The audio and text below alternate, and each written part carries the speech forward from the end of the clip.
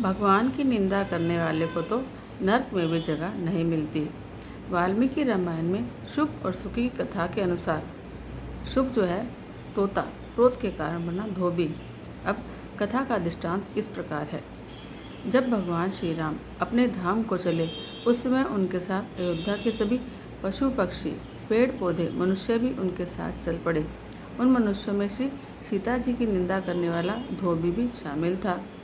भगवान ने उस धोबी का हाथ अपने हाथ में पकड़ रखा था और उनको अपने साथ लिए चले जा रहे थे।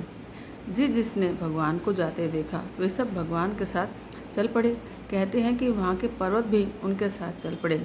सभी पशु पक्षी, पेड़ पौधे, पर्वत और मनुष्यों ने जब साकेत धाम में प्रवेश होना चाहा और तब साकेत का द्वार खुल गया, पर जैसे ही उस निंदनीय धोबी ने प्रवेश करना चाहा तो द्वार बंद हो गया।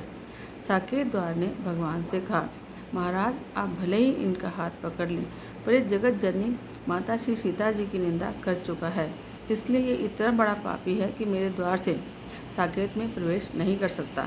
जिस समय भगवान सबको लेकर साकेत जा रहे थे उस समय सभी देवी देवता आकाश मार्ग से देख रहे थे कि माता जी की निंदा करने वाले पापी धोबी को भगवान कहाँ भेजते हैं। भगवान ने द्वार बंद होते ही इधर उधर देखा तो ब्रह्मा जी ने सोचा कि कहीं भगवान इस पापी को मेरे ब्रह्मलोक में ना भेज दें। वे हाथ हिला हिलाकर कहने लगे, महाराज इस पापी के लिए मेरे ब्रह्मलोक में कोई स्थान नहीं है। इंद्र ने सोचा कि कहीं मेरे इंद्रलोक में ना भेज दें। इंद्र भी घबराए, वे भी हाथ हिला हिलाकर कहने लगे, महाराज इस पापी को मेरे इंद्रलोक में भी जगह नहीं है।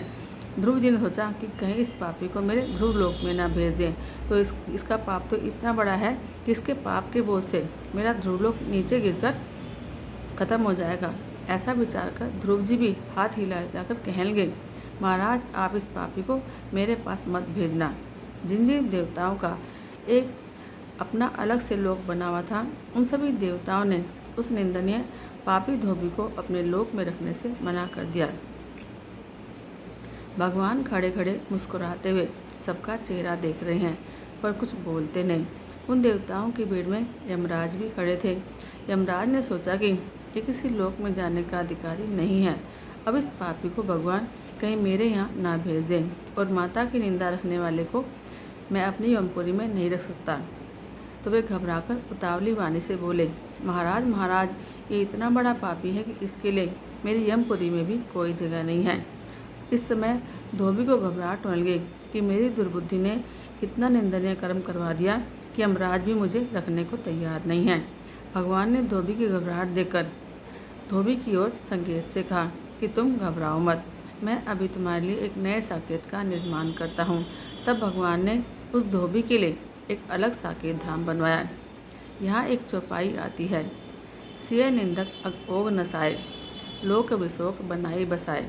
ऐसा अनुभव होता है कि आज भी वह धोबी अकेला ही उस साकेत में पड़ा है, जहाँ न कोई देवी देवता है न भगवान, न वो किसी को देख सकता है और न ही कोई उसको देख सकता है।